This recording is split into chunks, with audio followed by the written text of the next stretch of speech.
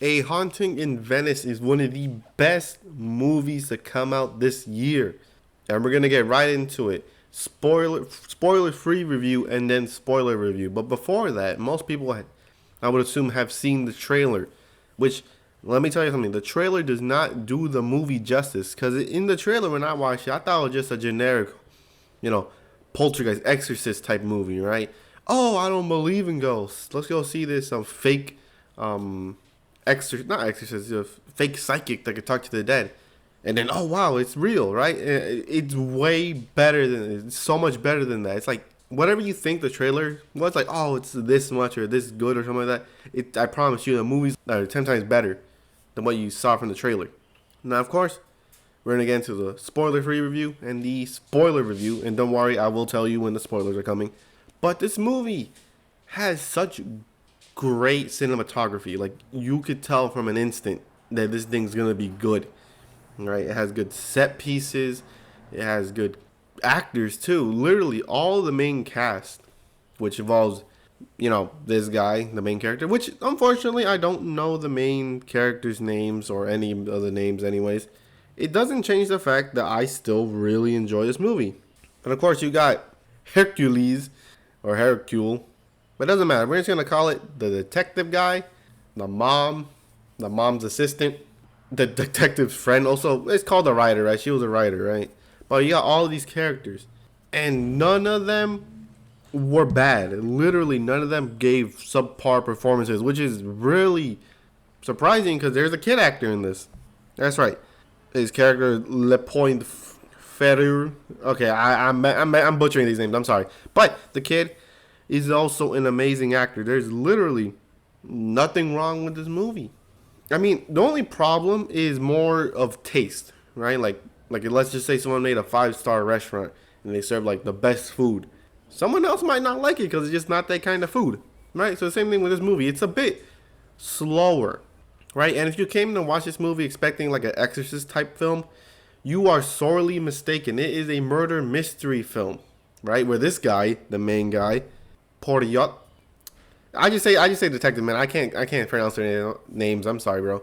This guy was seen as the best detective of his time, like kind of like Sherlock Holmes, but now he's old and people think he's washed up.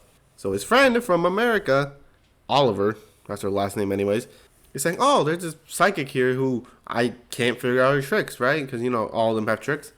And then they go figure it out why, because he's like, "Oh, if she could stump you, I'm gonna make a book about her, right? Because she's the writer." And she did make a couple of books about him. Yeah, she made books based off of him, and she became famous that way, and also which made him famous. And the whole story is like, oh wow, things are actually happening, right? There's actual ghosts and all that stuff. But I promise you, it is so much more complicated and so much better than the synopsis I just gave.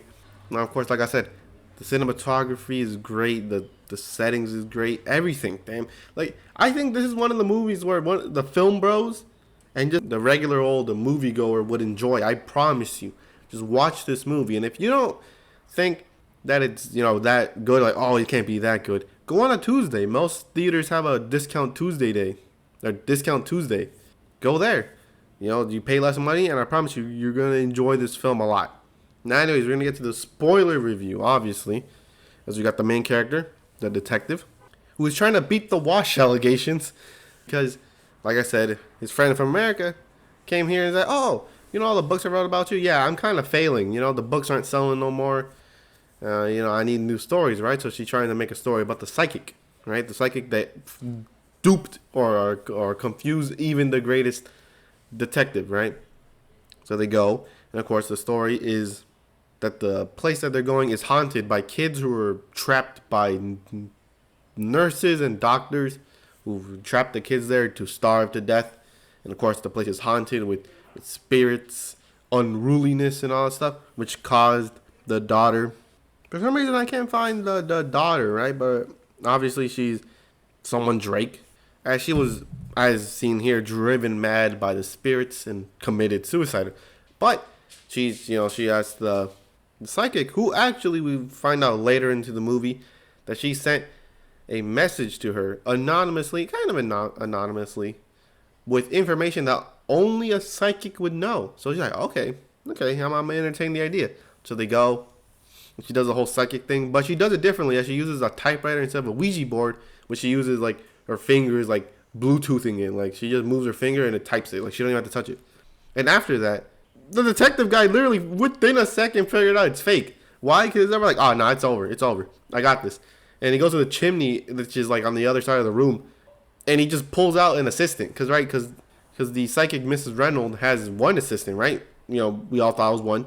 The dude pulled out the other one, and it was the second one. There's a second assistant that helps her, pull off the tricks. And not to mention, he figures out that the second assistant is the first assistant's assistant half brother. Why? Because they both got green eyes. So how rare is that?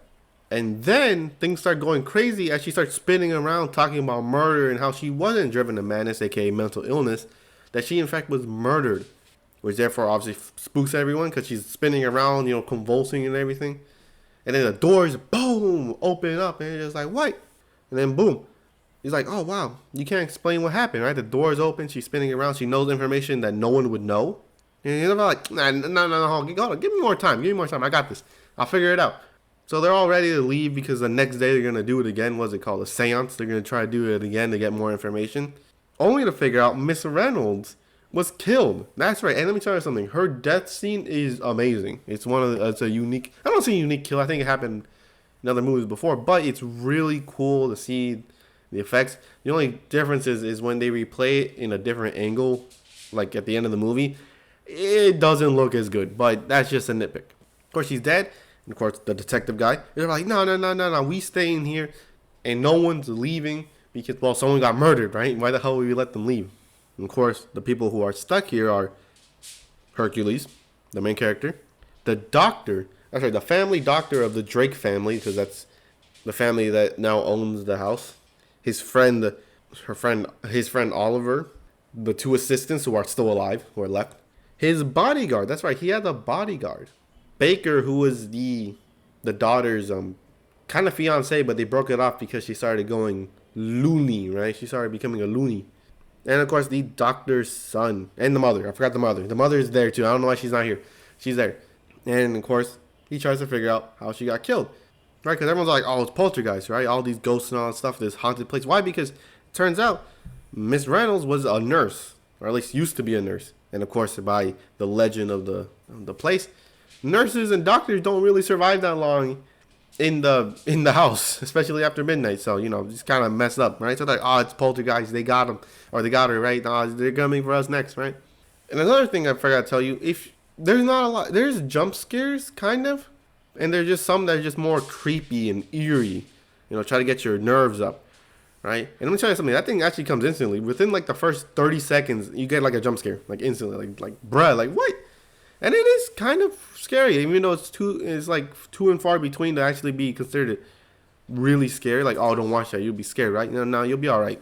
And of course, they're trying to figure out everything. And of course, the detective Hercules are like, okay, I'm back on the case, right? Because he was retired, right? He was just a dude eating chocolates and all that stuff, eating cake. And now he's back on the case. They're like, all right. He starts interviewing everyone, and he started learning the secrets of the castle and all that stuff. And more, it leads into the fact that poltergeist exists, and that's what got her, right? Because she's the one talking to spirits. Says, oh, I forgot to say, the mother's assistant's also there. I forgot about her, but she's really kind of important too, because she's over there like, oh, she died because she talked to the restless spirits, and they got her, right? They made her they killed her. And of course, how does it keep pointing more and more towards them? Simple, because the main character starts hallucinating. Like after a while, he starts hearing voices in his head about kids talking and all that stuff, and then he actually sees the daughter, right, the dead version of her. With a great scene, because after he turned on the faucets, right, but no water's coming out, so he goes to check, nothing. He looks up, boom, right there, dead daughter, all wet and everything, because she drowned, by the way. Not that important, but it explains why she's wet, right? You're like, what? He got scared, and he opens the door, and the kids are like, oh, you heard? Like, oh, hello. By the way, the kid can see ghosts too for some reason. And so can the dad, the doctor. It's really weird, cause it's in the realm of like, there is no ghosts, but at the same time, with all these characters also experiencing it too, kind of bleeds in the direction that there might be ghosts. right? But is there ghosts? No, because spoiler alert, the detective figures out everything like within a second. He figures out that the mom actually killed her daughter, right? Because she did not approve of the relationship between her daughter, and Baker, right? Because to her, and she was partly correct, thought that Baker only was dating her for her money, right? And also because she didn't want to leave her, right? She didn't want to let her go. That was mostly it, right? Not just the money part. Of course, prevented Baker from reuniting with her after she fell ill. And how did she fall ill? Mad honey. He figured out she was making mad honey and feeding it to her daughter, therefore making her hallucinate and as they say, turn her back into a little girl, aka her little girl. And it's like, what? How the hell did he figure that out? And he figured it out, right? And then she was tired looking over her and all that stuff. So the assistant was like, oh, no, I got this. I'll take care of her. You know, you're tired. Go get some rest. But when she starts having her panic attack, obviously because she's hallucinating from the mad honey, the assistant feeds her tea as well with the honey. Difference is she overdosed her by accident. And then she came back, or when the mom came back, she was dead. Like, oh, what the hell? She wasn't supposed to die. She was supposed to stay alive for me, right? She was supposed to stay with me. So then she claws her back with the mark of the kids, right? Because the kids mark like the people they kill, and it's a specific mark. So she, puts the mark on her and throws her off the balcony into the water. And the reason why the Miss Reynolds dies because when she says important information about someone getting murdered, she started getting suspicious. She's like, how does she know that? Oh hell, is she gonna snitch on me? So then she kills her. And how does Miss Reynolds know the information? That's because the detective's friend and his own bodyguard, which is a former cop, both helped Miss Reynolds get the information and try to pull off the stunt to trick the detective so he looks dumb so that her friend can make more books about how dumb he is and get more money. So what's better than a hero? Watching the hero fail. And he figured it out. He figured it out like pretty into the movies already. Like, yeah, I figured it out. You guys are working against me. Like, wait, how the hell? How did you figure that out? And the reason why he was hallucinating is because she was feeding him mad honey too. They're trying to make him dumb. And it's like, what? And then unfortunately, the family doctor died too, even though he had his own episodes because of PTSD from the war. Oh, by the way, it is like I think 2 years after the war ended, and I think the detective and the doctor were both veterans, or at least the doctor was confirmed veteran, right? And they leave him in a room, and he killed himself. And they're like, why the hell would he kill himself? Well, he figures it out because there's a telephone in the room that he was in, and the only way to receive a call from in there, because the phone lines are dead, is by a call inside. They said that the mom called that dude and was like, yo, you gotta kill yourself, right? Because he's the only other one that would kind of know what truly happened, right? Because he just suspected it was mental illness, right? He didn't think that the mom killed her. But then she's like, no, things are getting a little weird. I'm going to have to kill him too, right? You can't leave any stone unturned. He said, I have your kid. You either kill yourself, I'm going to kill your kid. And it's just like, damn. And then he obviously, because he loves his kid, because he says his kid's basically the only reason why he's still alive, he killed himself. And he figures out at the end of the movie that the kid was the one blackmailing the mom. She was blackmailing the mom to get money because his dad was unable to provide for them anymore. And he figured it out by saying, oh, don't blame yourself for your dad's death. And then, of course, the assistant's like, why would he do that? And, of course, why would he blame himself for his dad's death? Because he's the one that blackmailed her, which therefore caused the events of this movie, which would have, of course, caused the death of Mr. Reynolds and his dad. So it's like, what? The detective figured it out, and it's so crazy. It's like, how the hell did he figure it out? And, of course, he obviously gets, clues, because when he first figured out that the seance was fake was to figure out that the door, which could only be unlocked by the mom, was picked. And that's why he gets snuck into the chimney. And I was like, bro, what? This is such a great movie. I cannot explain it. I mean, I did a horrible job explaining this, but I promise you, the dialogue, the character, because each one have a sad backstory. The brother and sister, both from a war-torn city, needing a place to leave, or needing a place to go. They decided to work with Miss Reynolds to try to get as much money to move to America. They're just like, damn. Everyone got their own struggles. The former cop, now bodyguard, became a bodyguard and also became a former cop because of the case of the daughter. I don't know what he felt during that thing, but it obviously wasn't good. So he decided to quit. Same thing with his friend, right? Okay, well, that one's a little worse because he just wanted it for the monetary gain, right? I mean, I guess the bodyguard too, because he was in on it too, right? Then the kid lost his dad, and it's just like, damn, this didn't really lose that much, other than having the thought that she killed the daughter, right? Talking about the mad honey. So I killed the daughter, right? No, that's sad. Even though I think I went on a tangent a little bit much.